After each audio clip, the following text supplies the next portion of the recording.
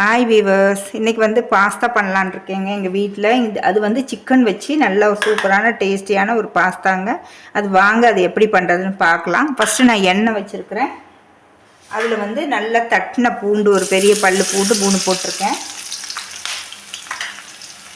பச்சை மிளகாய் ஒன்று, வெங்காயம், அதிலே கொஞ்சம் உப்பு சேர்த்துக்கலாம். கொஞ்சமாக மஞ்சத்தூள். கொஞ்சம் காரமாக பண்ணால் நல்லாயிருக்கும். நான் வந்து தனி சில்லி பவுடர் தான் போடுறேன். நீங்கள் வேணால் கொஞ்சம் மிளகாய் ஊற வச்சு நல்லா அரைச்சி பேஸ்ட் கூட போடலாம். இப்போ பாருங்கள், இது நல்ல வெங்காயம் வதங்கிடுச்சு. இப்போ இந்த வெங்காயத்தில் தனி மிளகாத்தூளுங்க, இது தனியாக சேர்க்காது தனி மிளகாத்தூள். ஒரு வாட்டி எண்ணெயில் போட்டு நல்லா மிக்ஸ் பண்ணி விட்டுக்கலாம். அந்த எண்ணெயில் அந்த இது பண்ணால் நல்ல ஒரு வாசனை கிடைக்கும் நமக்கு. இதில் வந்து இப்போ ஒரு தக்காளி போட்டிருக்கேன். இதை நல்லா மிக்ஸ் பண்ணி விட்டுட்டு கொஞ்சம் நேரம் இது வேகட்டும். அதுக்கப்புறம் மற்ற ஐட்டம்லாம் போட்டு இப்போ இதாக முக்கால் பாகம் வெந்திருக்குது. இதில் வந்து முட்டைகோஸ் ஒரு சின்ன பீஸ் தாங்க கட் பண்ணி போடுறேன். இது வந்து நான் 200 கிராம் பாஸ்தா எடுத்துருக்கேன். அதுக்கு தகுந்த மாதிரி நான் இது போடுறேங்க. ஒரு சின்ன பீஸ் வந்து குடமிளகா,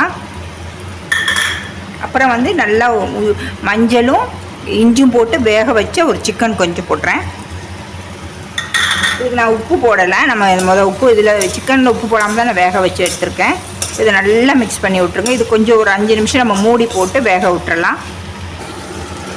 பாருங்கள், நம்ம போட்ட காய் அந்த சிக்கன்லாம் நல்லா வெந்துருச்சு. இதில் வந்து நான் வந்து பாஸ்தா வந்து 2 மாதிரி நான் உங்களுக்கு வேக வச்சு எடுத்து வச்சுருக்கேன், 2 இது டிசைனில். இப்போ இதை நம்ம இதில் சேர்த்துக்கலாங்க. மொத்தமே நான் 200 கிராம் தான் பாஸ்தா எடுத்திருக்கேன். பாருங்கள், இது வந்து சிக்கன் வேக வச்சு அந்த சூப் வந்து இதில் சேர்த்துக்கலாம்.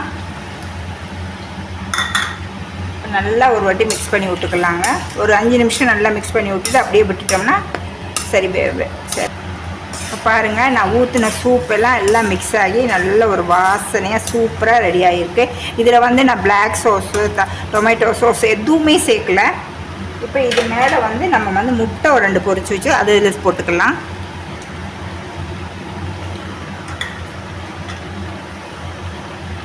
இப்போ பார்த்தீங்கன்னா வெங்காயத்தாள் இதில் 2ஐயும் போட்டுட்டு நான் ஒரு வாட்டி மிக்ஸ் பண்ணி விட்டுட்டு ஆஃப் பண்ணிடலாம். அவ்வளோதான், சூப்பராக ரெடி ஆயிடுச்சு. பாருங்கள், ரொம்ப நேரம் மிக்ஸ் பண்ண வேண்டாம். பாருங்கள், பாஸ்தா ரெடி ஆயிடுச்சு. நீங்களும் இந்த மாதிரி செஞ்சு பாருங்கள், ரொம்ப டேஸ்டியாக இருக்கும். வீடியோட எண்டுக்கு வந்தாச்சுங்க. தேங்க்ஸ் ஃபார் வாட்சிங். லைக் பண்ணுங்கள், ஷேர் பண்ணுங்கள், கீழே உள்ள பெல் பட்டனை ப்ரெஸ் பண்ணுங்கள். நெக்ஸ்ட் ஒரு வீடியோவில் உங்களை மீட் பண்ணுங்கள்.